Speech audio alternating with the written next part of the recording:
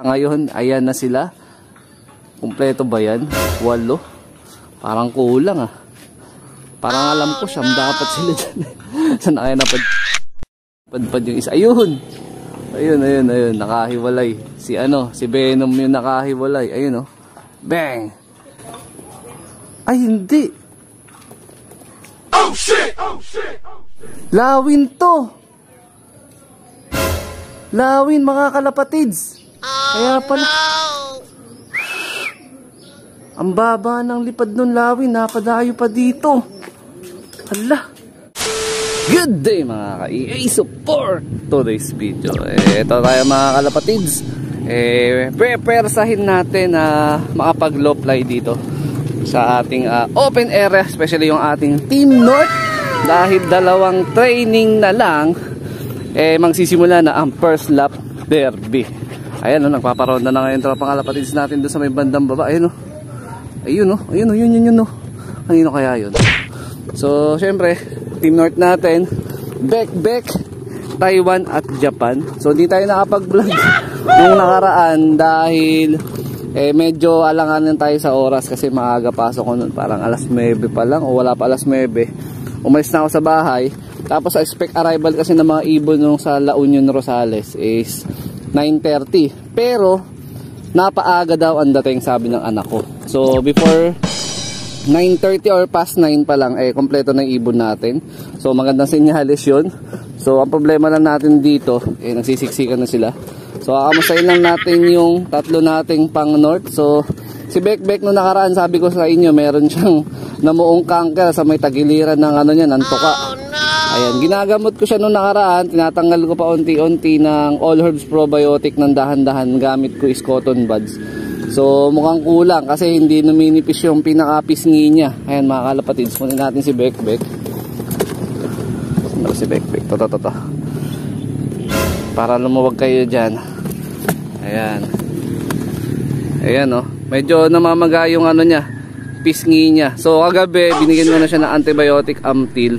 Siguro mga 2 to 3 days na gamutan to para matulungan yung paghilom nung pamamaga dyan sa pisngi kasi kailangan niya talaga mag-intake na ng antibacterial. Ayun. Kasi kung papabayaan natin to, baka ito pa yung maging sagabal sa padating na first lap derby, no?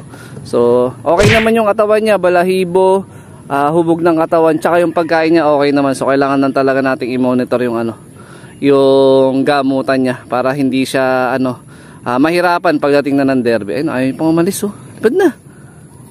Yan. So, Team North muna ipapakawalan natin. Sino pa isa? Si Taiwan. Ayan. So, Team North natin, si Taiwan. Okay naman si Taiwan. Kaya lang di ko na na-recognize kung sino yung unang dumating sa kanilang 3 no mismong training natin ng Rosales, La Union. Ayan o. So, yung Rosales, La Union, nasa 170 kilometers na yun mga kalapatid. So, possible either 190 or eksaktong 200 kilometers na yung ating magiging susunod na training, second to the last training. Ito naman si Japan nagbugan ng itlog, nandun, mamaya papakita ko sa inyo. Ayun na, nagbugan na siya ng egg. Kaya pala nung nakaraan nga nagkanda-delay yung yung uwi niya nung arrival nung mismong training bago mag Rosales. Kasi nga nagbuga siya doon talaga ng first egg niya. So nung pag-uwi niya na Rosales, nung kinagabihan nagbuga siya ng second egg. Ayan. So tingin ko ang pinakaalanganin na sukat ng katawan si Japan. Yung dalawa, si Taiwan tsaka si Beck okay. Pero kagaya nga ng pinakita ko sa inyo kanina, may bahagyang problema pa si Beck na sana masolusyon na natin bago mismo sumampa ng first lap ng derby. So ito yung Team South naman natin. So nandito si Hanzo, si Venom, tsaka si Poknat, tsaka yung rektang anak ni Batusay. Ayan o. Tapos meron nga pala akong magiging update kasi meron ng bagong clutch si Batusay doon. Possible pang out ko yun yung isa. Pero ang kagaya na sabi ko kasi ng mga nakaraan pa is ang kailangan ko i-stock is kulay pula, kaparehas ng kulay ng Reiso.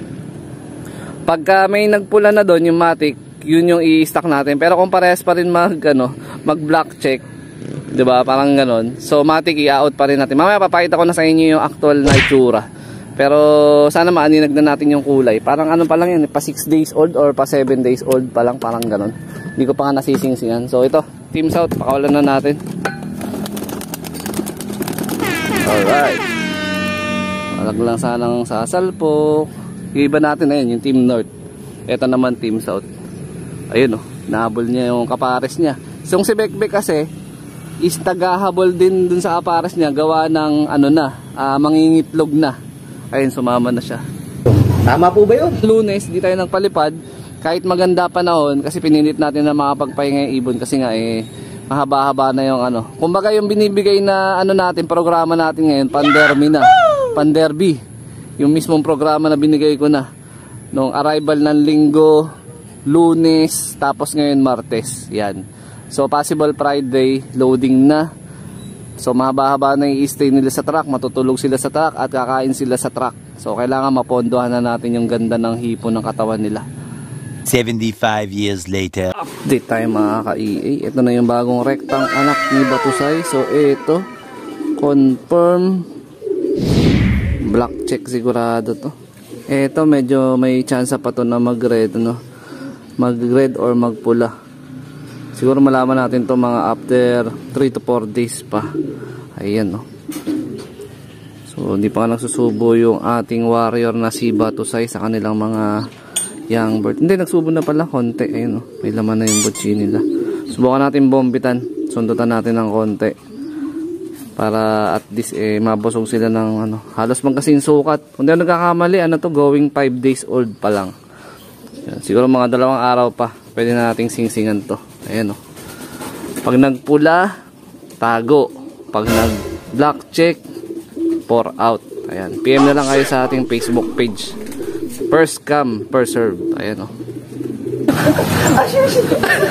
A few moments later. Mga ka-EA, yung mga warriors natin, yung flyer natin na pinorse fly natin kanina, dumapo na yan dito sa may kable ng kuryente. So ang ginawa ko, binugaw ko ulit kasi wala pang halos 10 minuto. Nagpahinga na agad. So sabi ko hindi pwede yung ganyan. So binugaw ko ulit sila at sa ngayon, ayan na sila. Kumpleto ba yan? 8. Parang kulang Parang alam ko, dapat sila dyan. Saan kaya napadpad yung isa? Ayun! Ayun, nakahiwalay. Si Venom yung nakahiwalay. Ayun Bang! Ay, hindi. Lawin to. Oh, shit! Lawin, mga kalapatids. Kaya pala. Oh, no! Ang baba ng lipad nun, Lawin. Napadayo pa dito. Hala. Kulang na sila ng isa. Nagtago na. Akala ko kalapati. Hala. Dali. Putya, ba't nakababa yung Lawin ng ganun? First time natin naka-encounter ng ganun Halos mas malaki lang siya ng bahagya sa sukat ng isang ordinaryong kalapate. Kaya akala ko kalapate. I know. Wina. Natarantay ibon natin. Baba. Putya, inatake tayo ng Lawin, mga kalapatids. Kaya pala lipad sila kanina. Lipad bahala na, sabog-sabog. Yung pala ako may nadali bang isa? Malalaman natin to mamaya. Doon ang galing Akala ko kalapati, Lawin pala.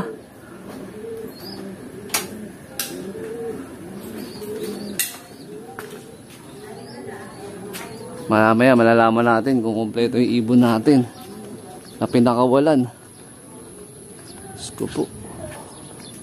Saan na sila? Nawala. First time natin na maka-encounter ng ganun na inatake tayo mismo dito sa loob ng Lawin.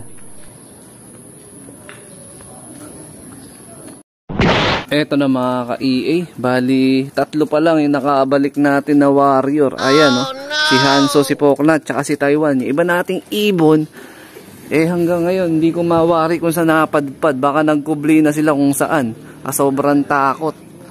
Ayan. So dito ko natatapusin tong video na to. Bigla rin ako dun sa nangyari. First time talaga. Kala ko talaga is kalapati din. Kasi sinamahan yung pala, gusto nang dakmain yung ibon natin. So update ko na kayo ulit sa susunod na vlog natin. So ingat mga kalapatids. Keep safe. God bless. Sana wala nangyari sa mga ibon natin. Putik, 3 pala nakakabalik natin